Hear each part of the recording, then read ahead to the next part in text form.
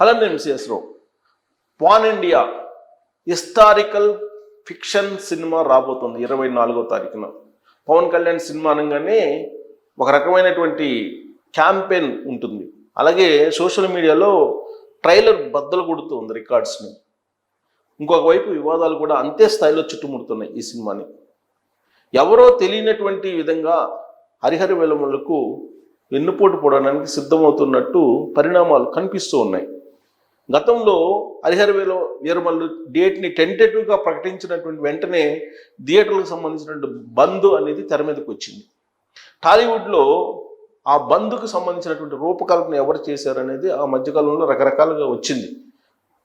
Venkataramana Reddy alias Dil Raju తమ్ముడు శిరీష్ రెడ్డి అని ఇలా రకరకాలుగా వినిపించాయి. దాని మీద జనసేన పార్టీకి సంబంధించి ఒక లీడర్ని కూడా సస్పెండ్ చేశారు. దాంతో ఆ వివాదం అంతవరకు సద్దుమణిగింది. ఇప్పుడు డేట్ ఫిక్స్ చేశారు, 24వ తారీఖున ప్రేక్షకుల ముందుకు ఈ సినిమా రాబోతుంది. ఈ లోపుగా ఈ సినిమా సంబంధించినటువంటి సారాంశం ఏంటి, ఈ సినిమాని ఏ కథ ఆధారంగా రూపకల్పన చేశారు అనేటువంటి దాని మీద చర్చ జరుగుతున్నటువంటి క్రమంలో ఇప్పుడు బీసీ సంఘాలు ముందుకు వచ్చాయి. ఈ సినిమాని బాయ్కాట్ చేయాలి అనేటువంటి నినాదంతో బీసీ సంఘాలు ముందుకొచ్చి ప్రెస్ మీట్ పెట్టడంతో పాటు హైకోర్టుకి వెళ్ళి పిటిషన్ వేస్తామని చెప్పి ఒక హెచ్చరిక కూడా జారీ చేశారు. కారణం ఏంటంటే పండుగ సాయన్న అనేటువంటి రాబిన్ హుడ్ లాంటి తెలంగాణ రాబిన్ హుడ్ లాంటి నాయకుడి సంబంధించినటువంటి జీవిత చరిత్రను వీళ్ళు రూపకల్పన చేస్తున్నామని చెప్పి దాన్ని పక్కదోవ పట్టించారు అనేటువంటి ఒక అభిప్రాయాన్ని బీసీ సంఘాలు వ్యక్తం చేస్తున్నాయి. ఆల్రెడీ ప్రెస్ మీట్ పెట్టి ఆ విషయాన్ని కూడా వ్యక్తం చేసి ఈ సినిమాని బ్యాన్ చేయాలి, ఈ సినిమాని బీసీ సంఘాలు బహిష్కరించాలి అనేటువంటి డిమాండ్లు కూడా చేస్తూ ఉన్నారు. కోర్టులో పిల్లు కూడా వేయడానికి సిద్ధమవుతున్నామని చెప్పి అఫీషియల్గా అనౌన్స్ చేశారు. మరి ఎందుకు పవన్ కళ్యాణ్ గారి సినిమా రిలీజ్ అనగానే వివాదాలు వస్తున్నాయి? ఫస్ట్ టైం కాదు ఈ వివాదాలు. ఒక హరిహర వేలమల్లికే కాదు, అంతకుముందు కాటం రాయుడు దగ్గర నుంచి అనేక సినిమాలకి ఇలాంటి అడ్డంకులు వస్తూనే ఉన్నాయి. వైఎస్ఆర్ కాంగ్రెస్ పార్టీ ఆంధ్రప్రదేశ్లో అధికారంలో ఉన్నప్పుడు, ఇక్కడ టీఆర్ఎస్ పార్టీ అధికారంలో ఉన్నప్పుడు రకరకాల అడ్డంకులు ఆయన సినిమాలకి వచ్చాయి. ఆయన బెనిఫిట్స్ వాళ్ళు ఇవ్వకపోవటము, లేదంటే టికెట్స్ పెంచుకునే దానికి అవకాశం ఇవ్వకపోవటము, ఇలాంటివన్నీ కూడా చేశారు. అసలు ఆ సినిమా రిలీజ్ కాకముందే ఫ్లాప్ అను ఇట్లా రకరకాలుగా ప్రచారం చేశారు.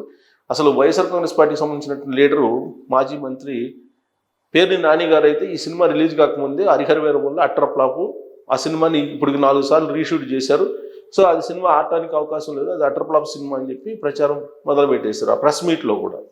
అంటే పవన్ కళ్యాణ్ గారి మీద ఉన్నటువంటి దేశం, పవన్ కళ్యాణ్ గారి మీద ఉన్నటువంటి వ్యతిరేకత, ఇవన్నీ కూడా సినిమా మీద ప్రొజెక్ట్ అవుతుంది.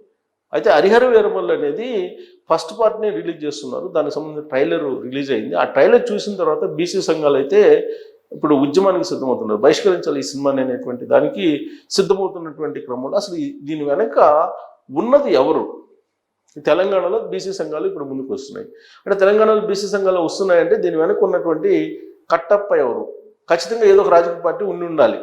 ఎందుకంటే పవన్ కళ్యాణ్ గారు రాజకీయ నాయకుడు కాబట్టి ఈ సినిమాలకు సంబంధించి గతంలో కూడా రాజకీయ పార్టీ ఎంటర్ అయ్యి ఆయన సినిమాల్ని విడుదల కాకుండా, విడుదలైనప్పటికీ దాన్ని వీళ్ళంత వరకు ఫ్లాప్ చేయాలను, లేదంటే కలెక్షన్స్ తగ్గించాలని ప్రయత్నాలు జరుగుతూనే ఉన్నాయి. ఇప్పుడు మరి దీనికి కట్టప్ప ఎవరు అనేది ఒక పెద్ద చర్చ నడుస్తుంది ఈ సినిమాకు సంబంధించి. సో ఈ సినిమా సంబంధించి బాగా మనం మీడియాలో ఎవరెవరు ఎలా ప్రొజెక్ట్ చేశారో వివాదాన్ని కనుక మనం అబ్జర్వ్ చేస్తే సో దీని వెనక కట్టప్ప ఎవరు అనేది తెలిసింది, ప్రత్యేకంగా చెప్పవలసిన లేదు.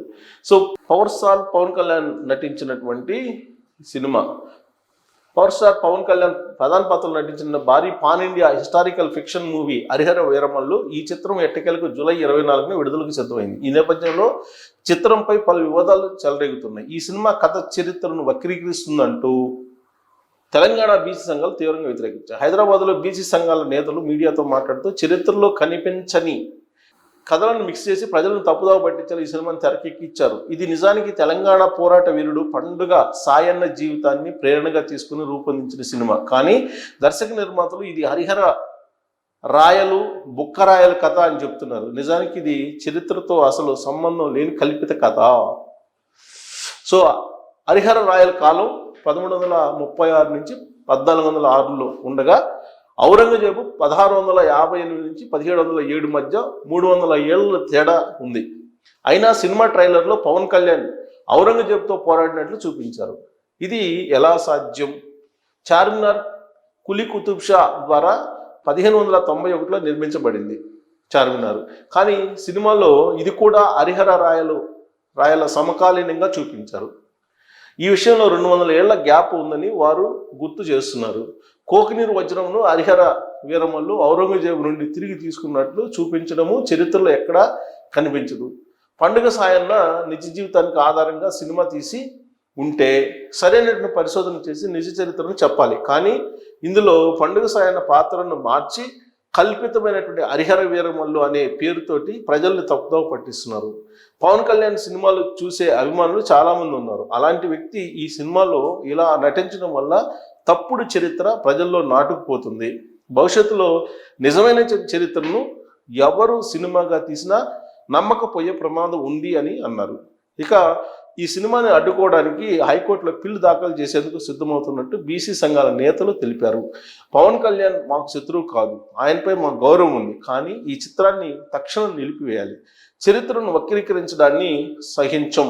పండుగ సాయన జీవితాన్ని అపహాస్యం చేయకూడదు అంటూ స్పష్టం చేశారు. మరి దీనిపై చిత్ర బృందం ఏమైనా స్పందిస్తుందా అనేది చూడాలి. ఇది యాక్చువల్గా ఇది సోషల్ మీడియాలో ఇవాళ మొత్తం ఇదే హరిహర వీరమల్లు వివాదం.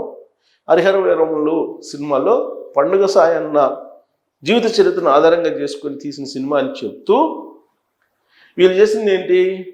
ఇది ఒక ఫ్రిక్షన్ సినిమాని తయారు చేస్తూ ఎక్కడెక్కడో చరిత్రలను వక్రీకరించి చేస్తూ ఉన్నారు.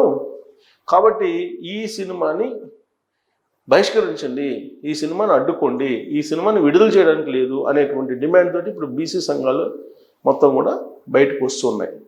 ఎందుకు? పండుగ సాయన్న తెలంగాణ రాబిన్ హుడ్ లాంటి వాళ్ళు అని చెప్పి చెప్తూ ఉన్నారు. అందుకే ఇప్పుడు ఈ సినిమా వక్రీకరణ అనేది వాళ్ళు చెప్తున్నటువంటి క్రమంలో మరి ఈ సినిమా విడుదలకు ముందే ఇంత సామాజిక యుద్ధాన్ని ప్రారంభించింది అని అంటే బహుశా దీని వెనుక ఏదో ఒక రాజకీయ పార్టీ ఉండి ఉండాలి అనేటువంటి అభిప్రాయం వినిపిస్తుంది రాజకీయ వర్గాల్లో. అలాగే టాలీవుడ్లో కూడా అదే వినిపిస్తుంది. మరి ఎవరు ఈ కట్టప్ప పాత్రను పోషిస్తున్నారు, ఏ పార్టీ ఈ కట్టప్ప పాత్రను పోషిస్తుంది అనేది మీరు ట్రోల్ చేయొచ్చు. Thank you.